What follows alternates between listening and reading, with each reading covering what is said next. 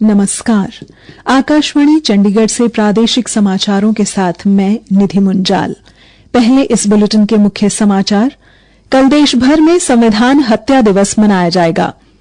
भारतीय वायुसेना ने ऑपरेशन सिंधु के अंतर्गत 165 भारतीय नागरिकों को इजरायल से निकाला। शराब ठेकेदार शांतनु कत्ल मामले में वांछित शूटर रोमिल वोहरा हरियाणा पुलिस के विशेष कार्यबल के साथ मुठभेड़ में मारा गया। हरियाणा में लिंगानुपात इस वर्ष 1 जनवरी से लेकर 23 जून तक बढ़कर 906 हुआ और हरियाणा के मुख्यमंत्री ने रोडवेज को घाटे से निकालने के लिए विभिन्न नवाचार और व्यावसायिक संभावनाओं को तलाशने के निर्देश दिए। अब समाचार विस्तार से। संविधान हत्या दिवस कल मनाया जाएगा। यह दिवस 25 जून 1975 को संविधान को कुचलने की घटनाओं का स्मरण कराता है। इस दिन उन सभी लोगों को श्रद्धांजलि दी जाती है जिन्होंने आपातकाल के कारण ज्यादतियों का सामना किया। आपातकाल के दौरान नागरिक स्वतंत्रता पर अंकुश लगा दिया गया था और इंदिरा गांधी सरकार ने प्रेस पर सख्त सेंसरशिप लगा दी थी। सरकार ने पत्रकारों को जेल भी भेजा। आपातकाल में सत्ता का विकेंद्रीकरण भी हुआ और जयप्रकाश नारायण, लाल कृष्ण आडवाणी, अटल बिहारी वाजपेयी, मोरारजी देसाई, मधु दंडवते सहित विपक्षी नेताओं की गिरफ्तारी भी की गई। प्रधानमंत्री नरेंद्र मोदी ने आकाशवाणी पर मन की बात कार्यक्रम में आपातकाल को भारतीय लोकतंत्र पर एक काला धब्बा बताया था। जब देश में आपातकाल लगाया गया तब उसका विरोध सिर्फ राजनीतिक दायरे तक सीमित नहीं रहा, राजनेताओं तक सीमित नहीं रहा, जेल के सलाखों तक आंदोलन सिमट नहीं गया। जन जन के दिल में एक आक्रोश, खोए हुए लोकतंत्र की एक तड़प थी। आपातकाल में देश के हर नागरिक को लगने लगा था तो उसका कुछ छीन लिया गया। इस दौरान लोगों को बिना किसी आरोप के हिरासत में लिया गया और गैर कानूनी तरीके से कानून भी बनाए गए। आंतरिक सुरक्षा अधिनियम मीसा का सबसे अधिक दुरुपयोग किया गया। आपातकाल का दौर स्वतंत्र भारत का एक काला अध्याय था। अनुपम मिश्र, आकाशवाणी समाचार, दिल्ली। ऑपरेशन सिंधु के अंतर्गत भारतीय वायुसेना के C-17 विमान ने इजरायल से 165 भारतीय नागरिकों को निकाला। ये विमान आज सवेरे अम्मान से नई दिल्ली पहुंचा। राष्ट्रीय राजधानी पहुंचने पर सूचना प्रसारण और संसदीय मामलों के राज्य मंत्री डॉ एल मुरुगन ने इन लोगों का स्वागत किया। उन्होंने कहा कि सरकार की प्राथमिकता अपने नागरिकों को निकालना है।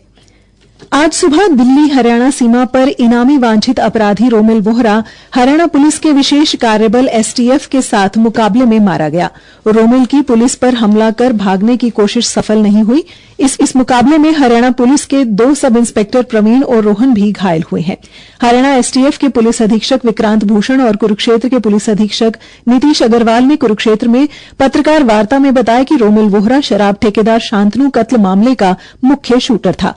STF के पुलिस अधीक्षक विक्रांत भूषण ने पुलिस मुकाबले की जानकारी देते हुए बताया, हमें इन्फॉर्मेशन मिली थी, उसमें जो लीड्स थी हमारे पास ये थी कि रोमिल वोहरा फरीदाबाद गुड़गांव के रास्ते से दिल्ली जा सकता है, दिल्ली में कोई वारदात कर सकता है। तो हमारे द्वारा दिल्ली स्पेशल सेल के काउंटर इंटेलिजेंस यूनिट से इन्फॉर्मेशन शेयरिंग की गई और जितनी भी हरियाणा से दिल्ली के प्रोबेबल एग्जिट रूट्स थे वहां पे STF द्वारा ज्वाइंट नाकाबंदी की गई और आज अर्ली मॉर्निंग आवर्स में रोमिल वोहरा उसको नाकाबंदी के टाइम इंटरसेप्ट करने की कोशिश की गई बट ही एस्केप्ड और उसने ओपन फायर किया पुलिस पर्सन पे। सेल्फ डिफेंस में STF द्वारा भी क्रॉस फायरिंग की गई और इस क्रॉस फायरिंग में एक STF के मुलाजिम सब इंस्पेक्टर रोहन को फायर आर्म इंजरी आई है। एक दिल्ली स्पेशल सेल का मुलाजिम सब इंस्पेक्टर प्रवीण को फायर आर्म इंजरी आई है। उन्होंने बताया कि रोमिल वोहरा कुख्यात अपराधी था और कई मामलों में वांछित था।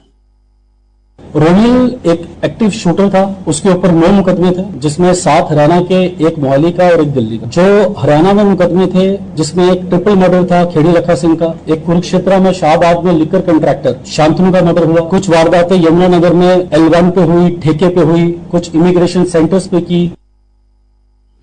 पुलिस अधीक्षक ने बताया कि शांतनु कत्ल मामले में 10 और आरोपी गिरफ्तार किए गए हैं जिनको अदालत में पेश कर रिमांड पर लिया जाएगा और उनका आपराधिक इतिहास खंगाला जाएगा। प्रादेशिक समाचार आकाशवाणी चंडीगढ़ से प्रसारित किए जा रहे हैं। हमारे बुलेटिनों और ताजा समाचारों के लिए आप हमारी वेबसाइट newsonair.gov.in पर लॉगिन कर सकते हैं। ये समाचार हमारे YouTube चैनल और X handle Akashvani news Chandigarh पर भी उपलब्ध हैं।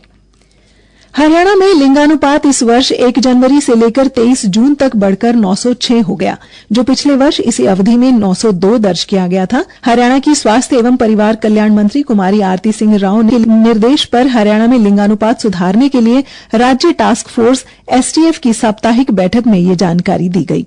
स्वास्थ्य एवं परिवार कल्याण विभाग के अतिरिक्त मुख्य सचिव श्री सुधीर राजपाल की अध्यक्षता में आयोजित की गई इस बैठक में अवैध गर्भपात पर अंकुश लगाने और बेटी बचाओ बेटी पढ़ाओ अभियान के तहत राज्य के लिंगानुपात में और सुधार लाने के प्रयासों को तेज करने पर चर्चा हुई। अतिरिक्त मुख्य सचिव ने अवैध गर्भपात करने वालों के खिलाफ सख्त कार्रवाई करने के निर्देश दिए और साथ ही अधिकारियों को कहा कि यदि कोई डॉक्टर इसमें संलिप्त पाया जाता है तो उसके खिलाफ सख्त कार्रवाई की जाए, जिसमें लाइसेंस रद्द करना भी शामिल है।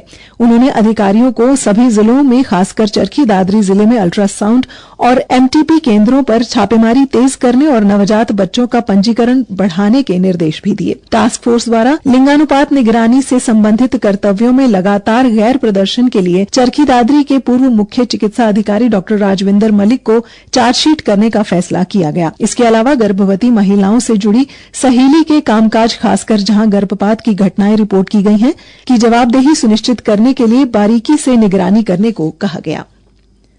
हरियाणा के मुख्यमंत्री ने रोडवेज में राजस्व घाटे की चुनौती से निपटने हेतु अधिकारियों को विभिन्न नवाचारों और व्यावसायिक संभावनाओं को तलाशने के निर्देश दिए हैं। उन्होंने इसके लिए अन्य विकल्पों जैसे बसों पर विज्ञापन, पार्सल ट्रांसपोर्टेशन या निजी सार्वजनिक भागीदारी प्रणाली के तहत बस अड्डों की स्थापना इत्यादि संभावनाएं तलाशने का सुझाव दिया है। इसके अलावा पर्यटन केंद्रों के लिए बसों की ऑनलाइन बुकिंग की सुविधा देने के विकल्प तलाशने को भी कहा गया है। मुख्यमंत्री ने प्रदेश में लोगों की सुविधा के लिए एसी बसों और उनके रूट्स की संख्या बढ़ाने के निर्देश दिए हैं। इसके अलावा सिटी बस सेवा की समीक्षा करते हुए इलेक्ट्रिक बसों की संख्या बढ़ाने के भी निर्देश दिए गए।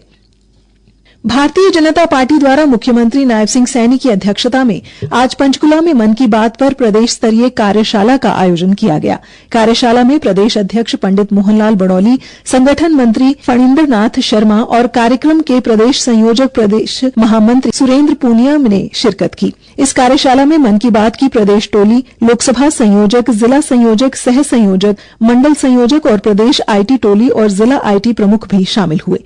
भाजपा प्रदेश अध्यक्ष मोहनलाल बड़ौली ने बताया, जो प्रधानमंत्री नरेंद्र मोदी जी की मन की बात प्रत्येक महीने के आखिरी इतवार को सुबह 11 बजे जो प्रधानमंत्री जी सबसे बात करते हैं और वो प्रत्येक बूथ पर सुनी जाए, उसकी कार्यशाला आज पंचकुला पंचकूला कार्यालय में हुई है।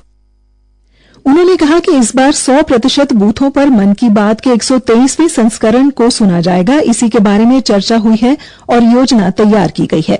आज पुलिस मुकाबले में मारे गए रोमिल वोहरा बारे पूछे जाने पर उन्होंने कहा, हरियाणा प्रदेश में कोई भी अपराधी बच नहीं सकता और हमारे मुख्यमंत्री नायब सिंह सैनी जी ने सख्त आदेश किए कि या तो अपराध छोड़ दें या हरियाणा छोड़ दें और उस पर सख्त कार्रवाई हुई है। कार्यशाला से पूर्व पार्टी के प्रदेश कार्यालय में मुख्यमंत्री नायब सैनी व भाजपा प्रदेशाध्यक्ष मोहनलाल बड़ौली ने पौधारोपण भी किया। भिवानी जिले में नंदगांव निवासी 53 वर्षीय साइकिलिस्ट नरेंद्र यादव ने नंदगांव से अमरनाथ तक 2200 किलोमीटर की यात्रा शुरू की है। उन्होंने इस यात्रा को 23 जुलाई तक पूरा करने का लक्ष्य रखा है। वे यात्रा के दौरान पर्यावरण संरक्षण और मानव कल्याण का संदेश देंगे। उन्होंने कहा, मेरा मुख्य उद्देश्य ये है कि पेड़ लगाओ, पर्यावरण बचाओ। मैं यही संदेश देना चाहता हूँ, कम से कम अपनी जिंदगी में एक पेड़ अवश्य लगाएं। नरेंद्र यादव पिछले 9 वर्षों से देश के विभिन्न हिस्सों में सभी राज्यों में एकता, भाईचारे और पर्यावरण का संदेश देने के लिए 18,000 किलोमीटर साइकिल यात्रा कर चुके हैं। अंत में मुख्य समाचार एक बार फिर। कल देश भर में संविधान हत्या दिवस मनाया जाएगा। भारतीय वायुसेना ने ऑपरेशन सिंधु के अंतर्गत 165 भारतीय नागरिकों को इजरायल से निकाला। शराब ठेकेदार शांतनु कत्ल मामले में वांछित शूटर रोमिल वोहरा हरियाणा पुलिस के विशेष कार्यबल के साथ मुठभेड़ में मारा गया। हरियाणा में लिंगानुपात इस वर्ष 1 जनवरी से लेकर 23 जून तक बढ़कर 906 हुआ और हरियाणा के मुख्यमंत्री ने रोडवेज को घाटे से निकालने के लिए विभिन्न नवाचार और व्यावसायिक संभावनाओं को तलाशने के निर्देश दिए। इसी के साथ ये समाचार बुलेटिन समाप्त हुआ। नमस्कार।